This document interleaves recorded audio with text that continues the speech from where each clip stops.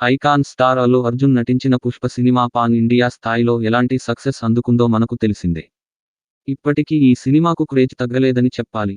ఇక ఈ సినిమా ఎంతో మంచి సక్సెస్ కావడంతో ఈ సినిమాకు సీక్వెల్ చిత్రాన్ని ప్రేక్షకుల ముందుకు తీసుకురావడానికి మేకర్స్ సిద్ధమయ్యారు. పుష్ప 2 అంటూ ఈ సినిమా ఆగస్టు 15వ తేదీ విడుదల కానున్న నేపథ్యంలో ఈ సినిమాపై భారీ స్థాయిలోనే అంచనాలు ఏర్పడ్డాయి.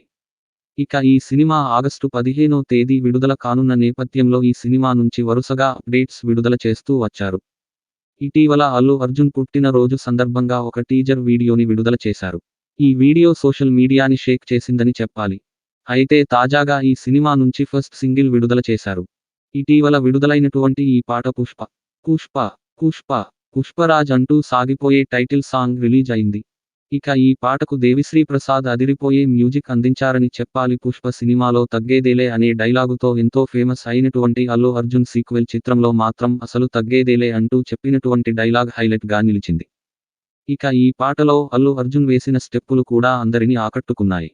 అయితే ఈయన చేతిలో గాజు గ్లాసులో టీ పట్టుకొని స్టెప్పులు వేయడంతో ఈ సీన్ కాస్త వైరల్ గా మారింది.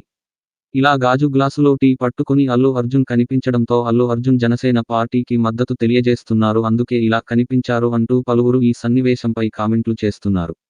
సో ఈ వీడియో నచ్చితే లైక్ చేయండి, మన ఛానల్ను సబ్స్క్రైబ్ చేసుకోండి.